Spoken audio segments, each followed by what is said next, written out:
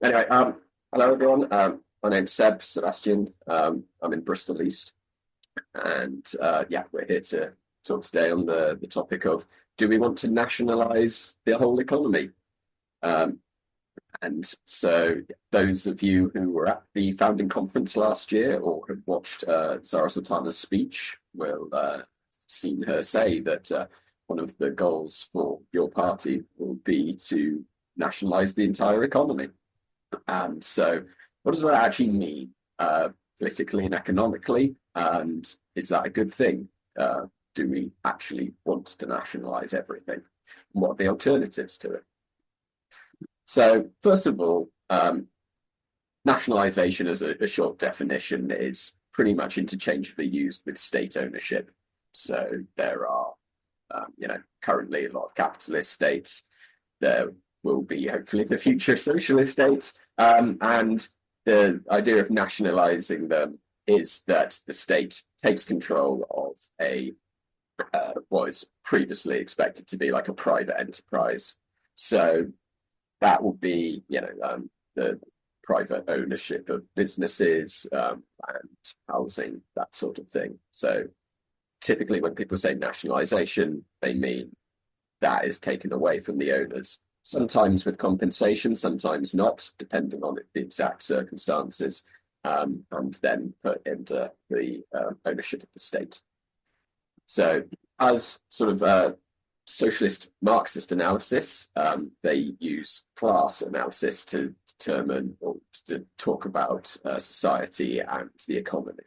And so, generally speaking, they use two main classes, which are the capitalist class, and that is defined as those who both own the means of production, which is, as said, the businesses, the land, the housing, etc., the natural resources under the earth, all of the machinery, the technology within the businesses, and the intellectual property in the world, and use that to, because they have the legal authority over that physical property or intellectual property, use that ownership to extract profit from the working class who do not own any of those things. They cannot work to keep themselves alive because they don't have access to land. They don't have independent sources of wealth. And so the only way they can survive is working for money, and the capitalist then exploits them to make profit for the capitalists themselves. So, like, there's lots of individual variations and ways that these classes interact with each other, but that's a whole separate talk. So, currently, this talk, we're just talking about ownership. And so, capitalists own everything, the working class owns nothing. And as socialists, we want to liberate the working class from this state of oppression and exploitation. And so, because of the absolute control the capitalists have over the part, well, all parts of the economy apart from labor, they use that ownership both to directly exploit the worker, but then also to control the political system to allow them to continue to exploit the worker. So they directly use their profits to sponsor politicians and fund political parties to pass legislation that they want. But they also use their economic power against any political system to get what they want. So, we've all heard the sort of rhetoric of you can't raise taxes, the rich will leave. You can't tax businesses because then they won't invest. And so there's all of these economic weapons that the capitalists then use against, the state and the workers. And they can do that because they control the various businesses in the economy. And so historically, socialists have used nationalization as a way of, the best weapon against the capitalist class.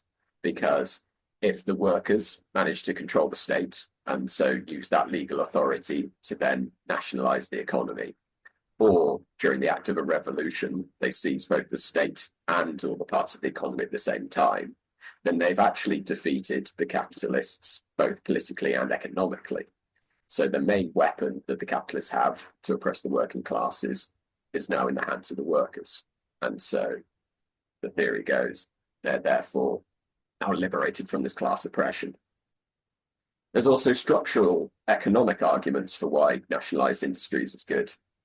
First of all, because there's no longer the need to exploit the workers to extract private profit, it means that those resources that had previously gone to create billionaires can now be funded other services that the workers have decided they want. So it's less private jets, more bus services. It's a simple comparison for how the resources could then be reallocated. But it also allows for a rationalization of the economy. And so rationalization in this sense means that because there is now one entity, the state, that controls all the parts of the economy, rather than lots of different companies, often in the same areas, both geographically and selling the same sort of products. They're all competing against each other. They're using their resources to compete, and then also trying to get advantages over each other. But this means that across the economy, the total resources of society are being both misallocated, as in they give predominant resources over to the ultra-rich, but they're also just poorly allocated. There is too much investment going to serve a need for cars, for instance. So they overproduce the factories that can make cars, and so they could potentially be producing way more than are actually needed by people. And so this is part of the mechanism why capitalism often goes into crisis as well, because there is misallocations of capital, and therefore they come into crisis. And so if there's one entity that actually looks at what the economy needs, what the workers need, and then sets out a plan to produce that, then there is likely to be great savings and efficiencies which come from it, because they're no longer building factories that will never be used. They are providing the needs of the people. And so looking at everything as a whole, they simply don't need to waste resources because they have the best possible information, absolute control of the economic levers. And so, if they need to suddenly mass produce housing, they can mobilize all the resources necessary to provide for that, rather than having to rely on market mechanisms and abstract instruments like that. So theoretically, by nationalizing everything, then reducing the needs for profit, the other requirements of competition like marketing and those other things, and then that rationalization of the economy. A fully nationalized economy should be both a powerful tool of class power and a way of delivering immediate benefits to the working class, as in actual material benefits right away, rather than the more abstract concepts of liberal, of freedom and liberation from oppression and exploitation. So if you're sort of required to give a one-word answer to yes or no, do you want to nationalize everything, then realistically you should just say yes, it's a socialist. You're making a political point about the capitalist class. There are these various actual benefits that you can point to say why it's a sensible idea. And while the task of coordinating national levels of production is significant, it is most definitely possible in the modern age. We have massive international corporations that coordinate production of all manners of goods across the planet. And so the difference is that a socialist system can still use all of that technology, all of those systems of organization and planning that already exist. But the point is, rather than directing production in ways that produce the most profit, they are instead directed towards producing the most social good. So historically there have been technical arguments about it's impossible to do these things, but really the last several decades of organizational planning and sort of information technology, we can pretty safely conclude that planning at mass scale is possible. all we have now is a theoretical discussion about what are we planning for. So that's good. However, for the sort of second part of this talk, it's like I think as socialists, we have a more interesting dilemma to try and resolve, because there is often a slight contradiction between ownership and control.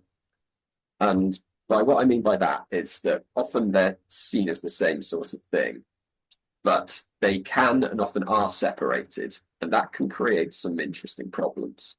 So to take a modern day example in the capitalist economy, there are businesses where there are owners, which are shareholders. So they have, tens of thousands of shares of whatever particular mega corporation you can name.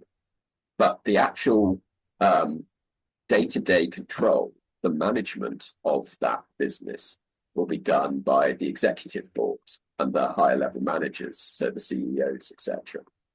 And so these interests can diverge slightly. So, like obviously shareholders, they're only in it for the money. They want to see maximized returns because that's all their involvement is. However, managers, as people within the business themselves, have their different interests. They may want cushy offices for themselves. They may want, to host prestigious events and spend money that would otherwise be done as profit going to shareholders. They, in fact, want to spend on themselves.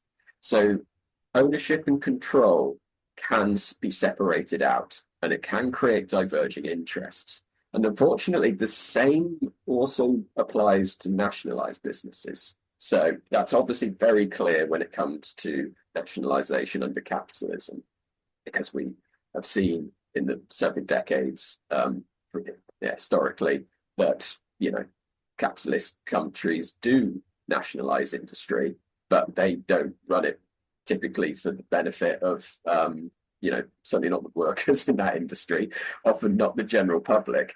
But there can be all kinds of motivations for doing that.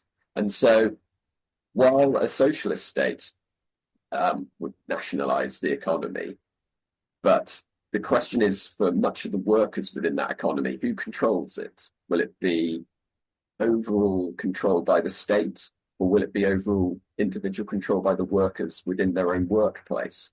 And how do we balance those two things so we actually get both a sustainable and, liberating form of economic organization?